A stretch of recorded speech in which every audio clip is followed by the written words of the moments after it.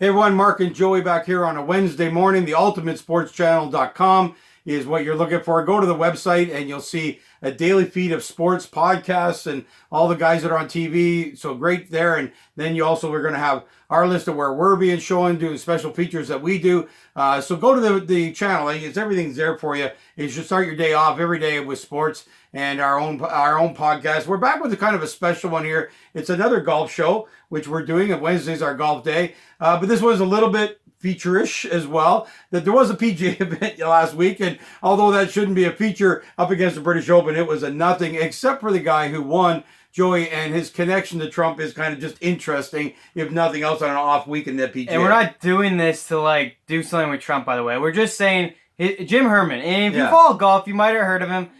When he won, though, the story was he actually retired and was working in a pro shop at Donald Trump golf course, and actually Trump played golf with him, and that's what he said. So, why don't you do anymore? And, of course, the typical reasons, ran out of money, had kids, wife, whatever. And Trump said, well, go give it another shot. And really, I think two ways to look at it. No lose situation for Herman. He was getting funded. And for Trump, I think it ended up being a great story, and obviously supports and congratulates him when he won that one. I don't know about this one because he's busy. But, and Herman went out, sure enough, qualified for the PGA Tour. Age 39, gets his first win. After that, actually, unfortunately, a couple bad years. Actually 210th in the FedEx Cup going to this event, and he gets another win. And it's just great to see guys like this.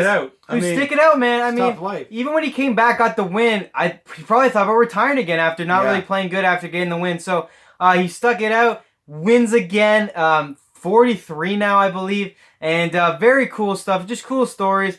Wanted to mention it because obviously it's getting dusted under the rug. It's the thing about sports, right? These stories are behind so many things in sports. So happy to see this guy win. A guy who tried. We know what it takes to get to the PGA. That's what you're working on right now. Man, it's tough. And it's tough to stay. And people run out of money. Then people decide to have a life and have kids. That's the biggest thing. And if you're not near the top of the PGA with millions of dollars, that's tough. He quits. He gets back in it. I mean, he gets inspirational kind of talk from Trump, gets back in and has 2 wins now. So there you go. In a week where no one really cared, and probably most people that are kind of just regular fans didn't even know there was a PGA event, because everybody thinks the British Open's a PGA event. And what's funny is this.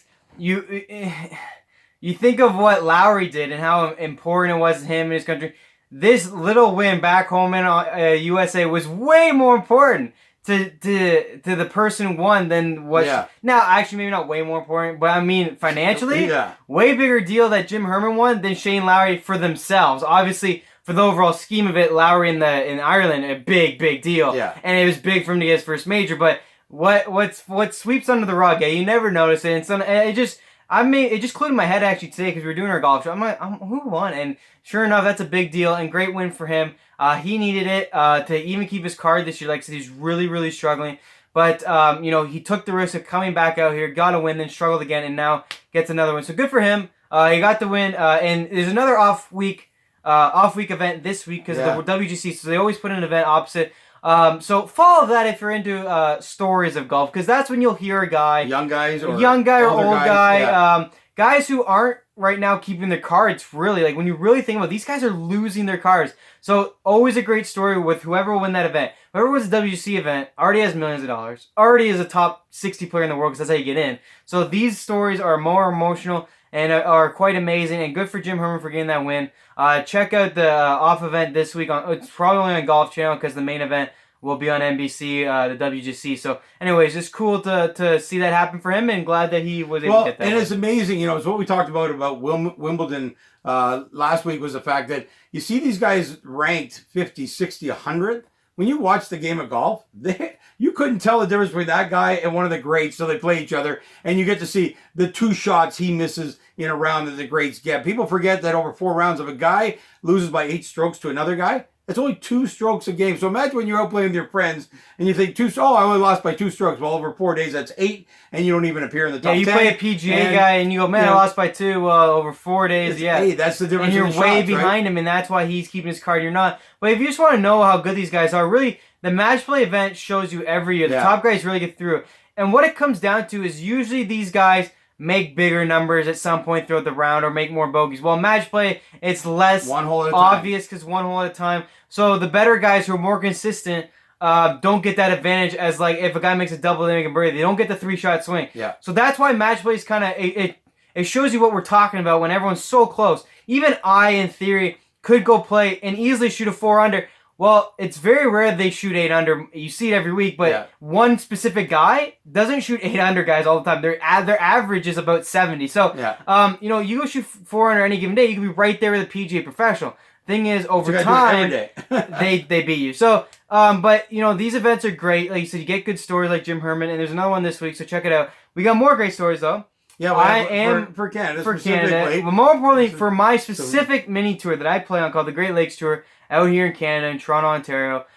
2 guys have qualified for the Senior Open. So we just want to say congratulations for qualifying. We wish you the best. Good luck this week, and enjoy the weather. Well, one of them is a significant name, David Moreland. Played on the PGA for 3 years, I think it was. Yeah. And Joe, you played with him last year and beat him. And now he's old. Now he's 50. 50. He's really old. Apparently, doesn't count. To me, he's not old, but a great guy. We had fun. He comes off the time in the tour, I think, when there was a lot more personality. I think there was a lot more, you know, ingenuity in the way they played the game, the way they hit the ball, all these kinds of things. He was 30 years ago, I think he was probably on tour, at least 20.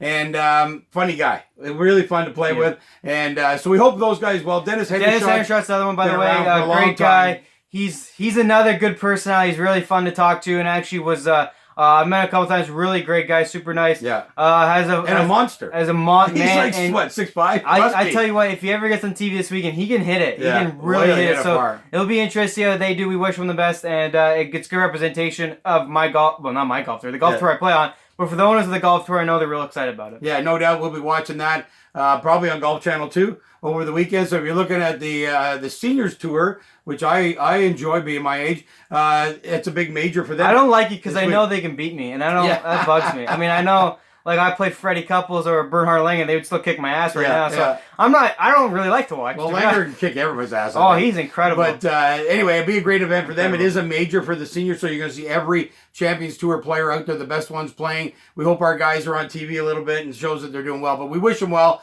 That was the point of doing this little this feature show on what happened in the PGA last week, and our guys that are playing in Britain this, maybe not Britain. Actually, I haven't looked at the course. I apologize. But are playing in Europe. It's in the UK. In the Open for the Seniors Tour, and we'll look forward to them doing well. And we'll be back with our golf show Saturday morning, our regular golf show, which will feature the WGC event, and we'll see where all of these guys are doing after 2 rounds.